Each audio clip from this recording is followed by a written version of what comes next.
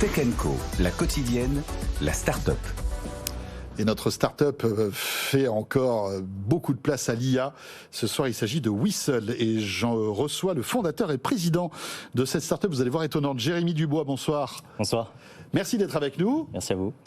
Alors, vous êtes un arbitre de basketball de haut niveau et vous avez décidé de lancer en 2020 cette intelligence artificielle qui est en train de redéfinir un peu les règles du sport. C'est-à-dire que parfois, certaines règles de sport, on ne les comprend pas.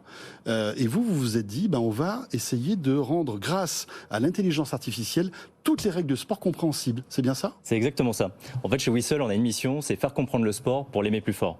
Et avec l'intelligence artificielle, on est parti d'une base, avant tout, c'était d'aider mes collègues, arbitres, à être plus performants. Donc on les a aidés grâce à l'intelligence artificielle à aller davantage dans la performance, dans finalement la connaissance de la règle. Mais concrètement, ça veut dire quoi ? Parce que une règle d'un sport, on la connaît, un arbitre la connaît, pas forcément de manière parfaite, c'est ça ? Il faut revenir, la répétition fixe la notion. Et donc il est évident aujourd'hui, avec les changements réglementaires que nous avons, avant c'était chaque Olympiade, maintenant c'est à peu près tous les trimestres, et donc il est évident qu'il faut que les arbitres puissent être à la page de manière très récurrente. Donc ça c'est le premier point. Et puis parce qu'on forme les arbitres de manière continue en France et à l'étranger, eh bien on s'est dit qu'on était tout à fait légitime pour aller expliquer les règles à toutes et tous, parce que l'un des premiers freins à la pratique et à la consommation du sport, c'est la méconnaissance des règles. Mais comment ça marche en fait ? C'est une plateforme, c'est une appli, c'est un site ? Alors nous, on a exprimé notre IA à travers un chatbot, donc un robot conversationnel, qui est directement, donc comme c'est un interopérable, c'est un outil totalement interopérable, il est directement connecté aux écosystèmes digitaux de nos clients.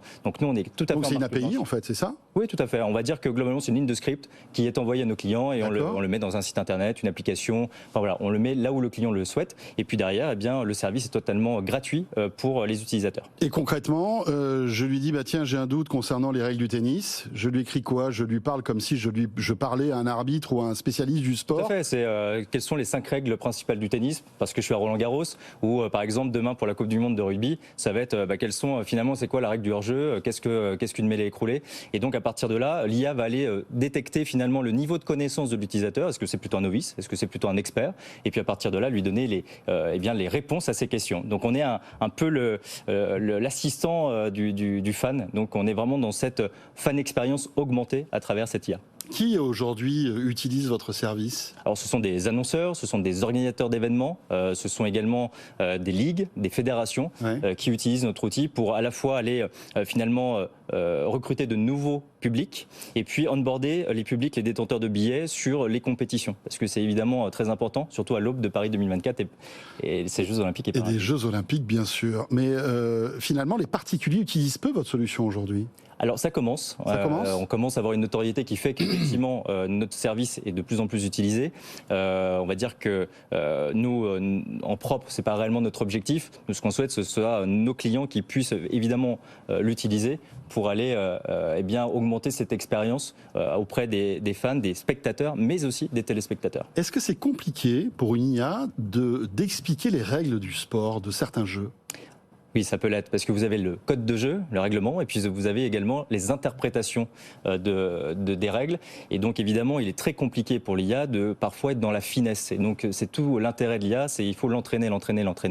Et donc, il peut y avoir quelques échecs parfois, et c'est notre job aujourd'hui de pouvoir aller à un taux de réussite qui aujourd'hui est aux alentours de 97%, et on souhaite évidemment arriver au 100%.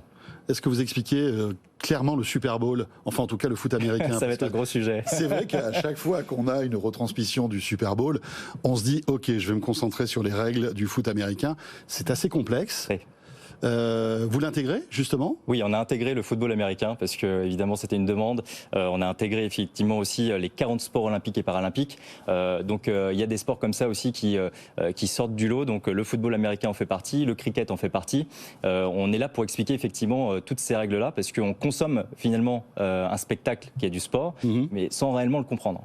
Vous parliez des JO. Pourquoi c'est important d'être prêt pour les JO ? Enfin, de communiquer là-dessus, parce que vous allez avoir sans doute une explosion de l'utilisation de votre service. Certainement, même c'est plus que sûr. Nous, on travaille aujourd'hui notamment avec des sociétés comme Orange ou aussi avec Paris 2024 sur effectivement cette importance aujourd'hui d'onboarder tous les publics à l'international. La France est en avance sur ce sujet. Les startups, notamment issues de la Sportec, sont en avance sur ces sujets-là. Donc il y a évidemment un pas à faire. Et donc pour nous, ça va être aussi un tremplin à l'international.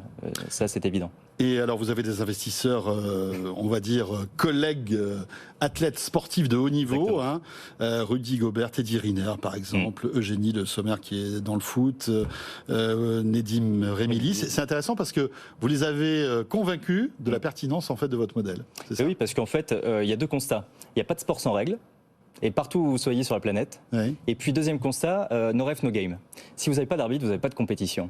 Et donc la règle, elle n'est pas uniquement pour l'arbitre, elle s'applique à la fois aux pratiquants, à la fois aux techniciens, mais aussi aux spectateurs. Et donc c'est pour ça qu'avec ces athlètes-là, ils sont 6 et bientôt 7, puisqu'on a, allez je le dis, on va avoir la bonne nouvelle d'Olivier Dacour qui rejoint cette équipe. Il rejoint votre équipe. Et donc du coup, on a effectivement une bonne base d'associés. Merci beaucoup Jérémy Dubois, donc fondateur et président de Whistle, notre start-up de ce soir dans Tech & Co. Merci. Merci. Ce Tech & Co, la quotidienne est terminée. Merci de nous avoir suivis. Le replay, les podcasts qui vous attendent. Et on sera là, bien sûr. Demain, ce sera Frédéric qui sera aux commandes. Et je vous retrouverai dès lundi prochain depuis Berlin, à l'IFA, ce grand salon dédié à la tech. Très bonne soirée et à très vite.